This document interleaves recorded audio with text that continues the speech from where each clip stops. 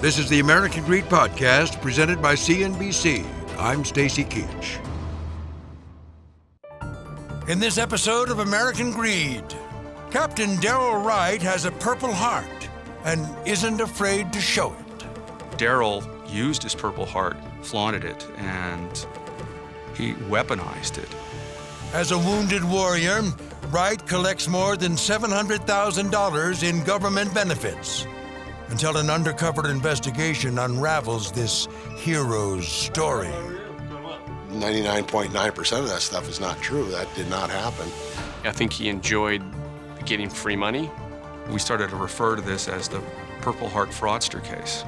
Wright's victims are veterans who feel their sacrifices have been tarnished by his lies.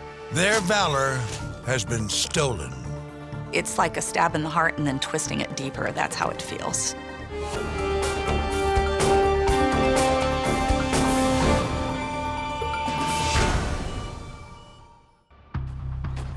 In 2005, the Iraq War is grinding on, with no end in sight. Darryl Wright, then a lieutenant with the Idaho National Guard, is just one of 140,000 American troops serving here. But he stands out. First thing you notice when you meet Darryl Wright is how incredibly tall he is. I mean, this guy's, I don't know how tall he is, but he's the tallest guy I've ever met in the Army. Wright's job is helping turn local Iraqis into a lean, mean fighting force.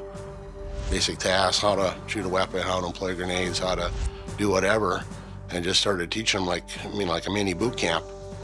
Brad Awney, Wright's first sergeant, works closely with him.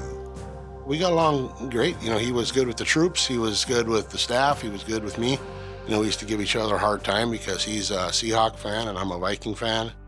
And, you know, that type of thing. And, you know, other than that, I mean, yeah, he was seemed like a fine officer at that point. He was an intern with us, and as the internship was ending, he got deployed. Kathleen Simcoe is Wright's former boss back in Boise, Idaho. She and her co-workers are sorry to see the National Guardsman go, but they know it's his duty, and they let Wright know he's in their thoughts. Several times the group would chip in together and donate things for a care package, and we sent him things like Twizzlers, and we sent him, I think, the whole series of Cheers, and he really appreciated it and shared things with his unit, and so I kept in touch with him. 80s television and junk food can help fill long stretches of boredom. But amidst the lulls, there are flashes of danger. The spring and summer of 2005 is one of the war's deadliest periods. A time of runaway insurgents, roadside IEDs, and suicide bombings. Iraq is kind of like Russian roulette, you know. It's not if, it's when you're going to hit kind of thing. So there's always going to be something to worry about, you know, every day. On August 30th, 2005, Darryl Wright is standing next to Sergeant Awney, talking. At 1:30 in the afternoon, the calm is pierced by a dreadful sound. We hear the whistle whip by us, and then there's a second one, you know, shortly after, so it was like simultaneous almost. And then, you know, boom, boom. It's a rocket attack, hitting their base. Wright will later report that rubble and debris from the impact showered the sky and rained down on him and the other troops.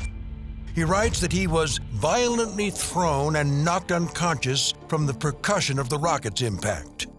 Wright says the rockets wreck his Humvee, but Wright is not hospitalized. As Awney sees it, Wright suffers no obvious injuries. And 2 months later, in October 2005, their unit returns home. When Darryl came back and came to work with us, Darryl was still Darryl. In fact, if anything, I think he was a little bit more outgoing. Kathleen Simcoe, who comes from a long line of military veterans, sees no apparent signs of post-traumatic stress in her friend. She says Wright does not seem anxious or high-strung.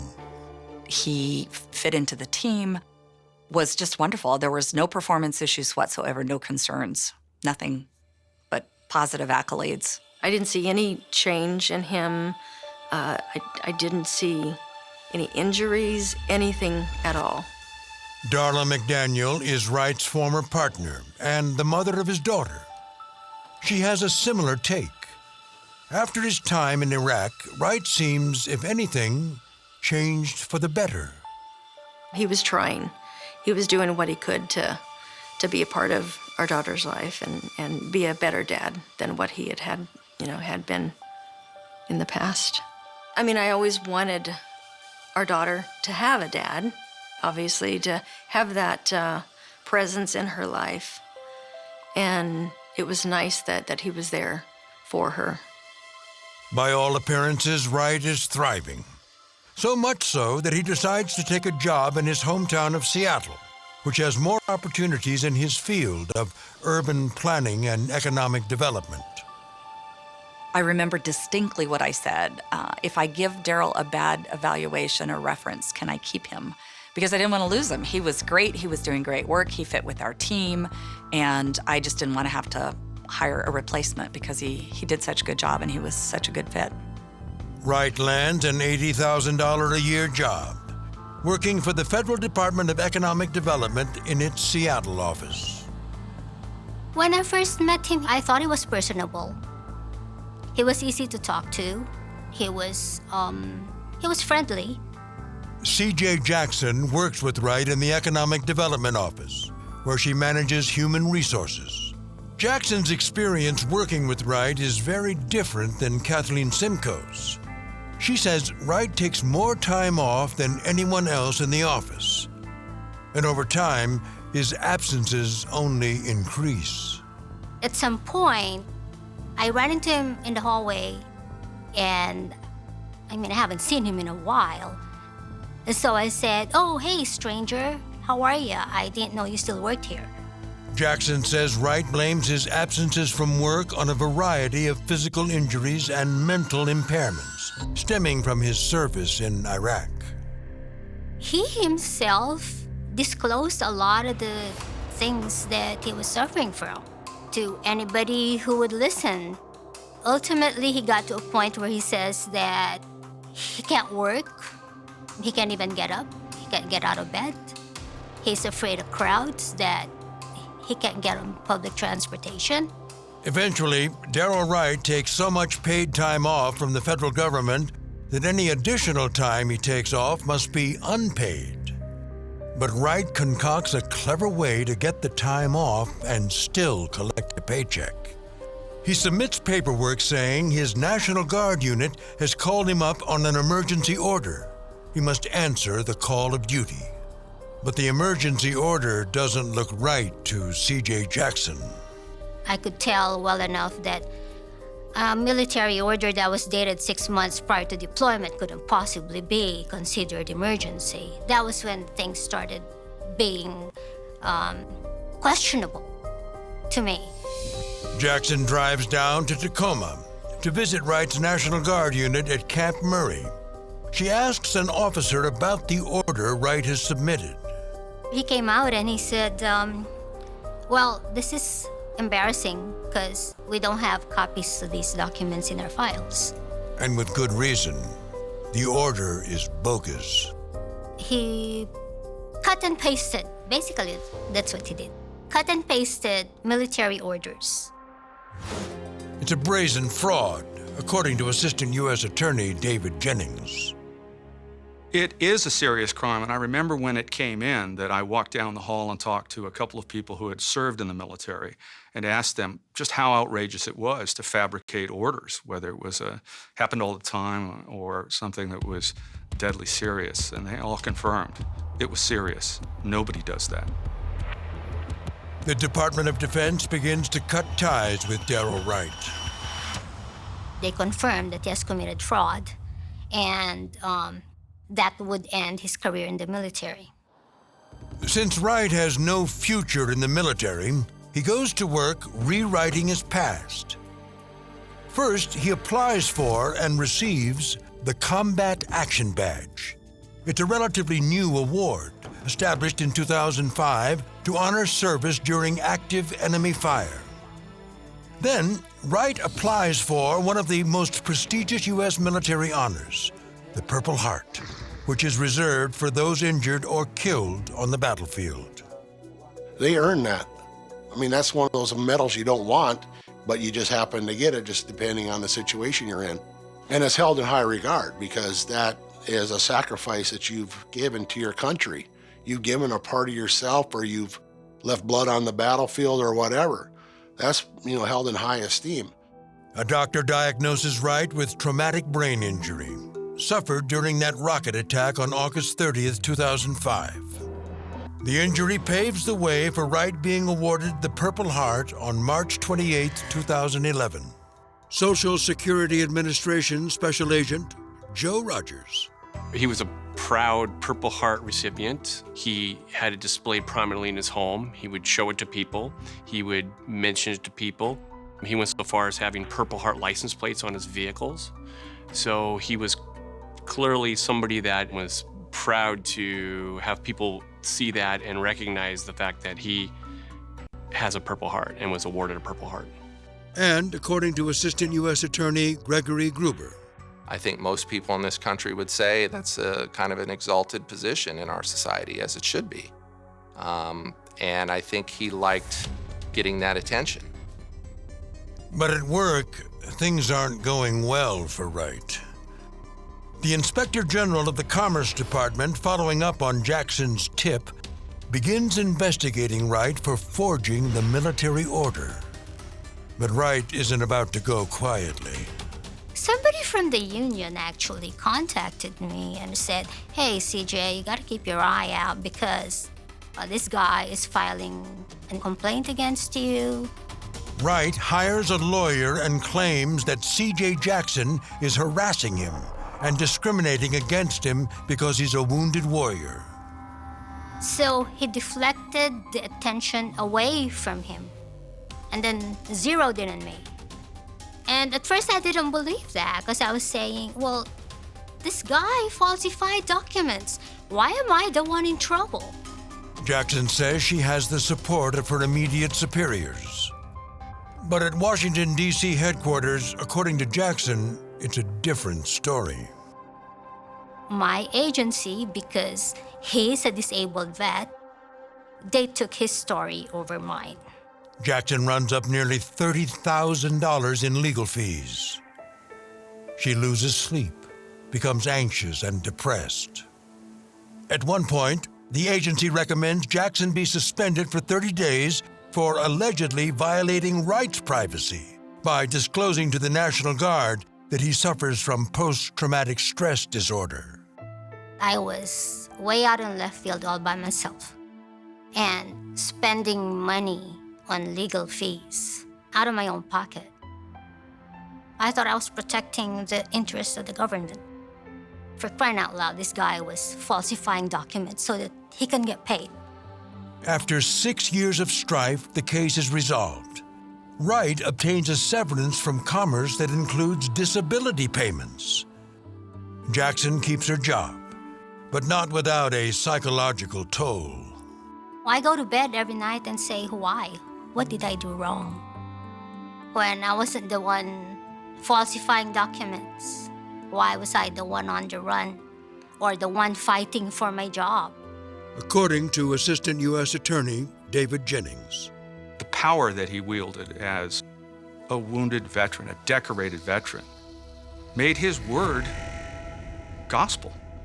That was, at least until Joe Rogers got on the case. In downtown Seattle, Joe Rogers is a special agent with the Inspector General for the Social Security Administration. His job is to root out fraud, waste, and abuse in disability claims.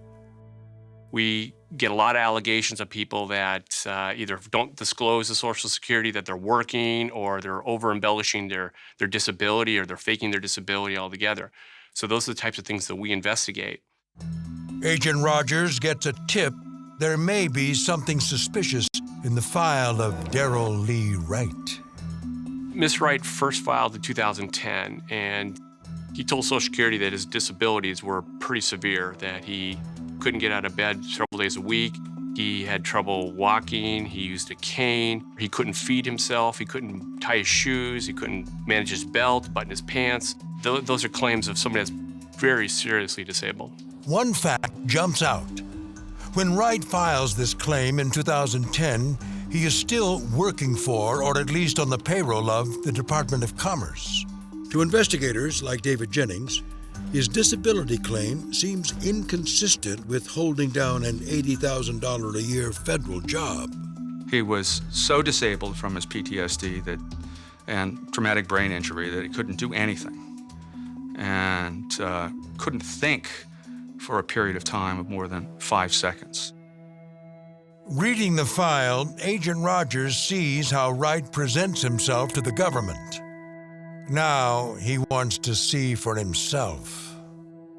We're in Snoqualmie, Washington, and we're up in Snoqualmie Ridge, which is the residential part of Snoqualmie. It's a newer part of the town. And most people live here, work kind of in the Bellevue, Seattle area, because it's a great place to raise a family with the schools and things in the neighborhoods, a lot of kids. And this is the street that Mr. Wright lives on. In fact, his house is right across the street here, the blue house with the white trim. So I came out here to see if I could observe him, and if I observed him, how he really functions. He also told Social Security to use a cane, so I expected to see somebody that, if I did see him, he'd be out here in a pretty awful state using a cane. Rogers notes that Darryl Wright mows the lawn, does yard work, and comes and goes from his house on a regular basis.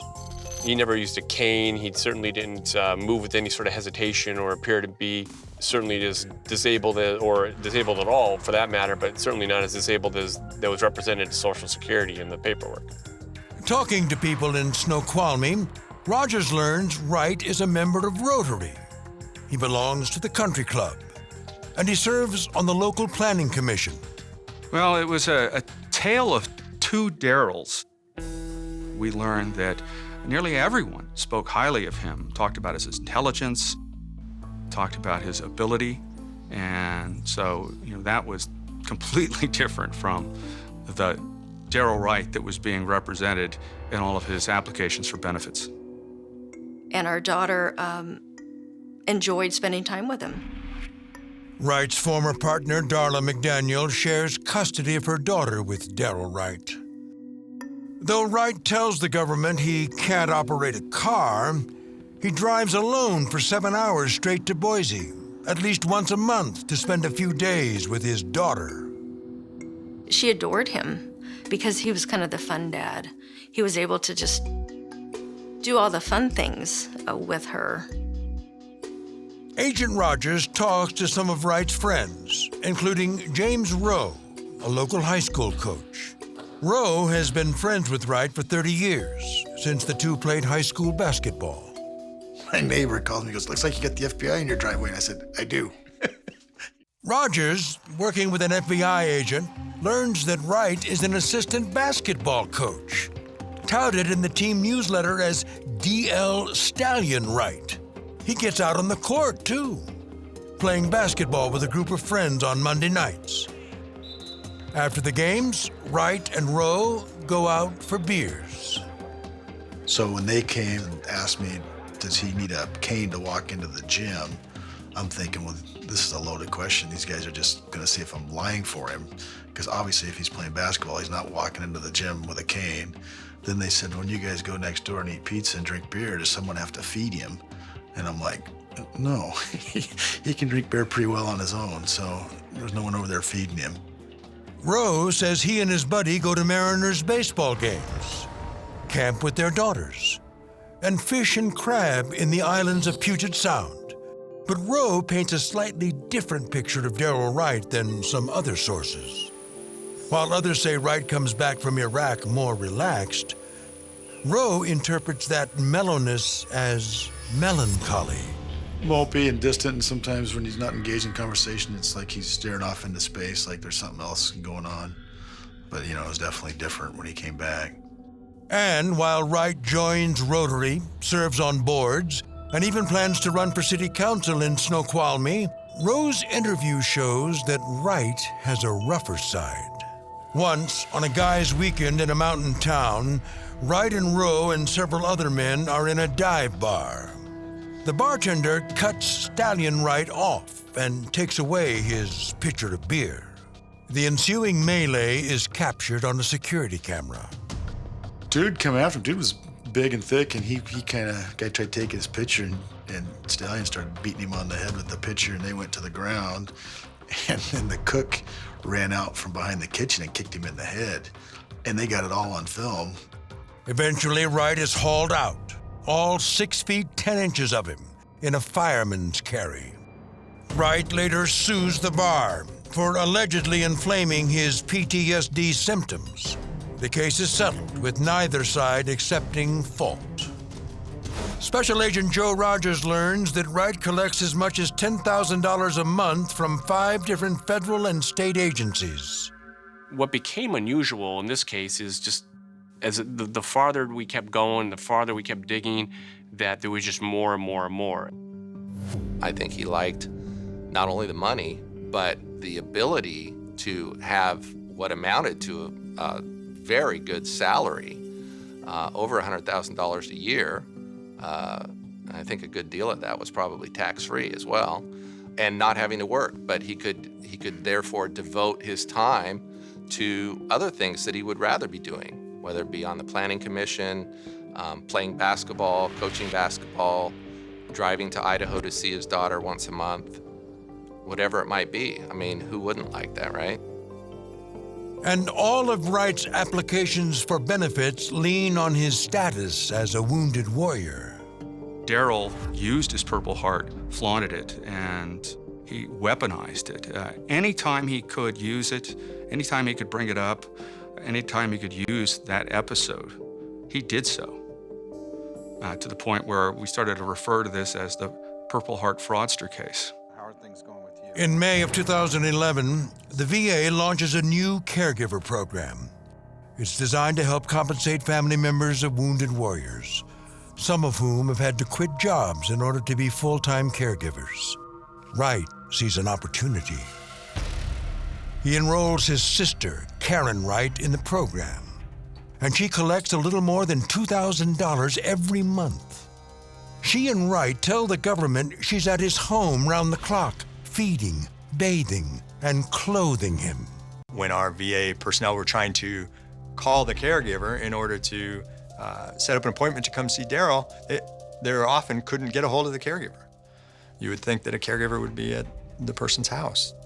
I never saw anybody that came to the house to be his caregiver, and I never saw his sister ever show up at the house in any of the time I surveilled out here. Rogers decides to use a bit of subterfuge.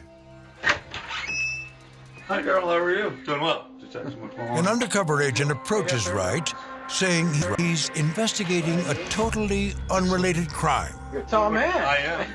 Is that your car? The hidden camera shows Wright moving quite well. And the undercover agent learns that Wright is actively supporting his girlfriend's political ambitions. She's running for city council and I'm the treasurer for her campaign and helping out. Oh, wow. You are? Yeah. Oh, cool. Yeah.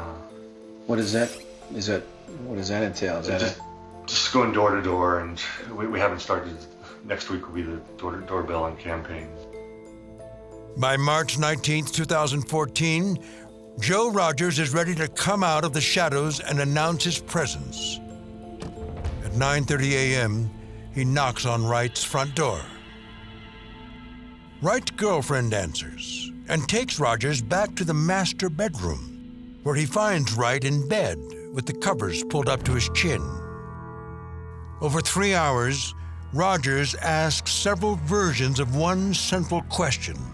How is Wright able to maintain such a vigorous, active schedule? He just flat out wouldn't answer those questions, and the pieces of them he would answer, it was very calculated in the sense, well, that was just at one time, and after I did that, I wasn't able to function for days on end, and so that's all I can answer that. So, but then when pressed, he would stop answering the question. Assistant U.S. Attorney Gregory Gruber studies PTSD to see if there's any possibility it could come and go as Wright describes. And from everything I've heard from the experts we talked to, nurses, doctors, psychologists, a severe case like what Darryl claimed to have would be very inconsistent with some of the stuff that we saw him doing, that Joe Rogers found him to be doing. Perhaps no example is as telling as Wright's trip to Disneyland with his preteen daughter. When we asked his daughter what her dad's favorite ride was at Disneyland, she said Space Mountain. Now, I don't know if you've ever ridden Space Mountain ride, and it's been a long time since I've been on it, but I still remember it. It was very dark. There's flashes of light, there's noise, there's sudden movements, there's people screaming. Not what you'd expect to be the favorite ride of somebody suffering from severe PTSD, like Darryl said. For Wright's former partner, Darla McDaniel, these trips stir up mixed emotions. On the one hand, she's happy for her daughter. But he tended to try and make me feel bad about it because I wasn't able to do those things with our daughter. I had a job. I was working full-time and raising her and barely getting by. And somehow, he wasn't working and able to afford all these things. I just remember so many people in my life asking me what he's doing, how is he living? And I had no idea, no way of figuring that out on my own. We joined him. But the feds do. In Disneyland, and They create a detailed timeline, which shows exactly where Darryl Wright and his sister have been and what they've been up to. From the records that we had recovered, which included bank records and travel records and others, many times when the VA personnel were trying to set up an appointment to come do a home visit, Darryl was in Boise, Idaho, and his sister was at Walt Disney World, or he was on a cruise. And his sister wouldn't set up an appointment because she knew either Darryl wasn't going to be there or she couldn't be there. So it was sort of a layer upon layer upon layer of lies. Kirkuk, Iraq, August 30th, 2005. Darryl Wright says a rocket attack on this day rattles his brain and changes his life forever. A couple years ago, I got a call from a federal investigator out of Tacoma, Washington, saying, do you know a Darryl Wright? And I'm like, oh, yeah, he was attached to us in Iraq. And they're like, was he blown up and knocked unconscious on the Iraqi Army base in 2005? And I'm like, no.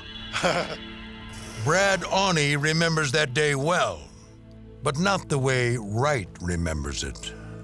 I was standing right next to Darryl, and his reaction was the same as mine. I was like, oh, crap, kind of, duck. And then we just kind of like, check it out, waiting for okay, is there any more coming? All right, we're good. And then I said, okay, Lieutenant, you call it in. And I just started checking on the troops. Everybody was cool. Everybody was doing the same thing. We were kind of like, I wonder if there's more. Okay, we're good. Awney says he and Wright, who are training Iraqi troops, used the explosion as a teaching moment, an opportunity to study the crater and calculate where the rockets came from. There was no debris. The debris field was 100 meters and away from us. There was nothing. It was so non-eventful. At that point, that was kind of not a big deal. Unfortunately, that's kind of how you get used to something like that, The investigators discover that Wright actually puts in 2 applications for a combat action badge. Wright's first version, filed while he is still serving in Iraq, tells the truth. His original narrative sworn statement said that, I think the quote is, luckily there was no casualties or property damage from that event. He was denied a combat action badge for that. So, according to investigators, when Darryl Wright gets back home, he decides to rewrite history. He submitted a second one that described that he had been blown off of his feet by the blast, which changed everything about it. Jennings calls this Wright's foundational lie.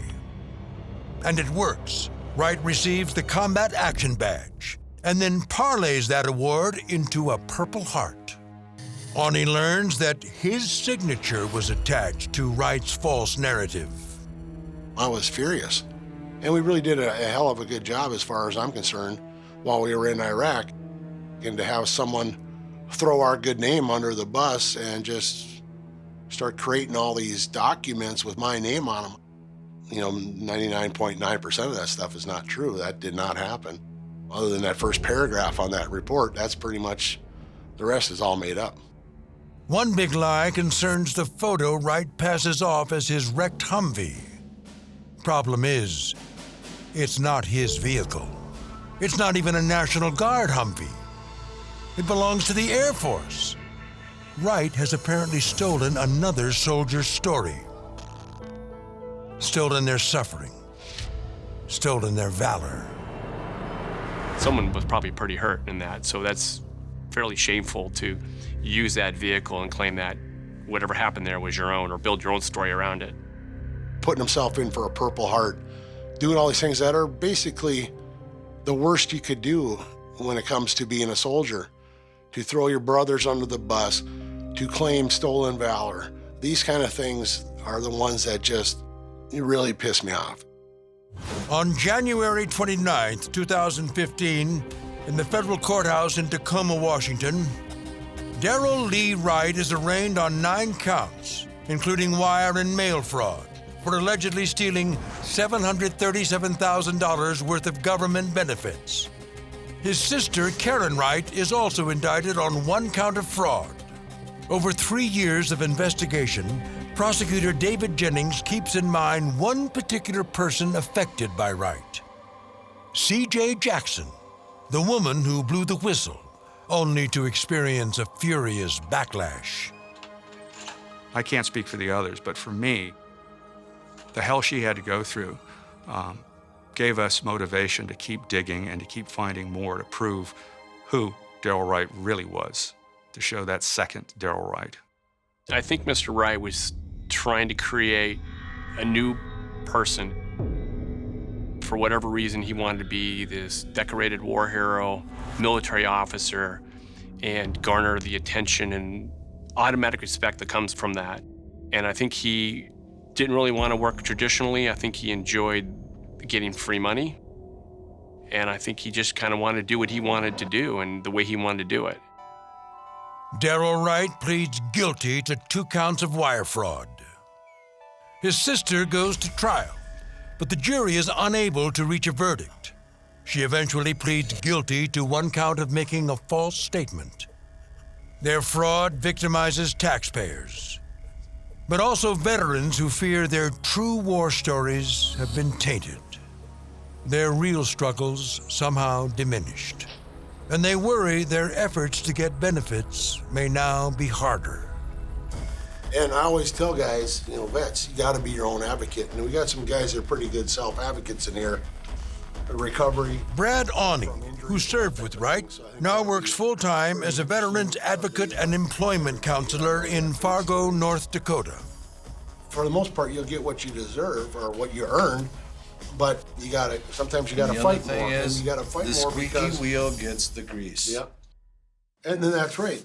But then there's these guys in the way here. Well, like this cat. This isn't a squeaky wheel. This is a broken one. Yeah, you get a broken wheel, like Darryl Wright, that screws it up for the rest of us. Mm-hmm. And I made this point a couple times, but that's the thing. He's gonna. Well, it makes it harder for all the other guys that have stuff coming. Assistant U.S. Attorneys David Jennings and Gregory Gruber. Throughout this case, we were careful to make sure that when we were prosecuting Darryl Wright for his lies, that we were careful about making sure we didn't do damage to all the progress that's been made in educating people about PTSD. And all I can say to that is that Darryl Wright didn't fail to check a box off or misrecollect a doctor's appointment or something. He lied prodigiously. And so the real heroes, those who have been hurt, those who are suffering from PTSD, they have nothing to worry about. They went over there for us, and I think we forget that a lot, and it makes it all the worse when somebody would fake injuries and fake conditions that other very brave men and women are actually suffering from. It's not just a crime anymore, it's a tragedy. In 2016, the U.S. government rescinds Wright's Combat Action Badge and also his Purple Heart. On June 1st, 2017, Wright is sentenced. Kathleen Simcoe, his former friend and boss, is called by the prosecution to testify. I kept saying, that can't be him, that can't be him. And then it was. And I would see the evidence. It was like you want to be in denial until there's irrefutable evidence and you can't deny it anymore. And then I got angry, and I got angrier because I was so disappointed. Simcoe testifies that Wright appeared uninjured when he came home from Iraq. At one point, she is asked if she sees Wright in the courtroom and to point him out. And as I pointed him out, he waved his hand and did this little wave, and it just made me want to vomit. It just was, he didn't have the decency to hang his head. It was just childish and immature, and it was just totally inappropriate. My hero is the whistleblower in this situation, because as taxpayers, we're the ones that end up paying the freight when people like Darryl do the things that they do. And so she deserves a medal. C.J. Jackson reads for American Greed the statement she makes in open court, in which she explains how Wright retaliated against her for exposing his fraud. Darryl Wright defamed my character. What that man has put me through, no one should ever go through. He made 6 years of my life a nightmare so that he can continue stealing, lying, bullying, and manipulating people to get away with his crimes. Darryl Wright is sentenced to 3 years in federal prison and ordered to pay restitution of $646,000. His sister, Karen Wright, is sentenced to 3 years of probation. Both decline to speak with American Greed. I'm glad he's in prison. I'm glad he's feeling some pain for this. I'm glad they gave him restitution. Hopefully they'll be able to get some of that out of him. He hurt his community by lying to them. He hurt the National Guard in my unit because he brought us into his scam. He hurt a lot of people along the way and needs to feel some pain.